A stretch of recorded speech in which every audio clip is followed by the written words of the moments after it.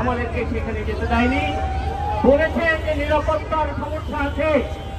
আমি প্রশ্ন করতে চাই, বাংলাদেশে আজকে 200, 500, 600, 1000 যে ছাত্র বন্ধুরা জনতা যে নিহত হলো, তাদের নিরাপত্তা আপনারা কি দিতে পেরেছেন? তাদের নিরাপত্তা আপনারা দিতে পারেননি। অথচ আপনারা আমাদের সুশৃঙ্খল সাংস্কৃতিক কর্মীদের গানের মিছিলকে নিরাপত্তার অজুহাতে আপনারা বন্ধ করে দিয়েছেন। খুব দুর্ভাগ্যজনক একটি দেশে আজকে এসে আমরা বসবাস করছি। 1971 সালে আমাদের পূর্বসূরীরা লক্ষ লক্ষ মানুষের রক্তদানের ভেতর দিয়ে মা বোনের যে নির্মম সংগ্রাম, সেই সংগ্রামের ভেতর দিয়ে বাংলাদেশ স্বাধীনতা অর্জন করেছে। সেই স্বাধীন দেশে আমাদের ছাত্র ভাই বোন জনতাকে নির্বিচারে গুলি করার জন্য কি আমরা দেশকে স্বাধীন করেছিল? আমরা এই দেশ তো চাইনি, কেন আমাদেরকে হত্যা করা হলো? আমাদের তো কোনো দাবি ছিল না এমন কিছু, যে দাবি সরকার উত্থানের দাবি। আমাদের দাবি ছিল আমাদের দেশের শিক্ষিত জনগোষ্ঠীর অধিকাংশই বেকার। এখানে বেকারত্বের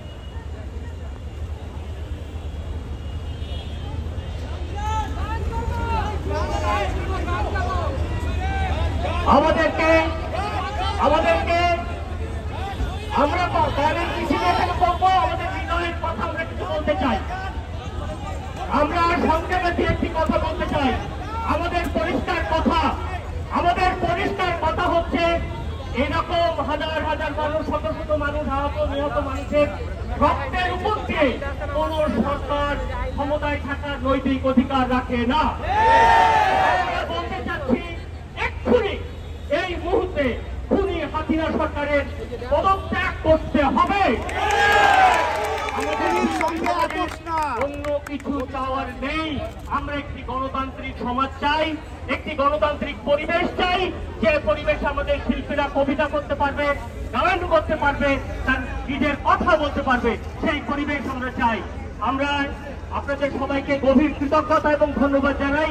প্রতিবাদী সামাজিক সাংস্কৃতিক সংগঠন যারা বাংলাদেশে এই দুঃসময়েও জনগণের সাথে একই কাতারে দাঁড়িয়ে তারা এই রাস্তায় আছে, রাজপথে আছে, আপনারা তাদের সাথে সম্মিলিতভাবে একসাথে কাঁধে কাঁধ মিলিয়ে সাহসের সাথে এখানে এসেছেন।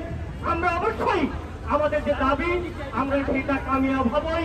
সেটা পূরণ করা না পর্যন্ত আমরা রাজপথ ছাড়বো না।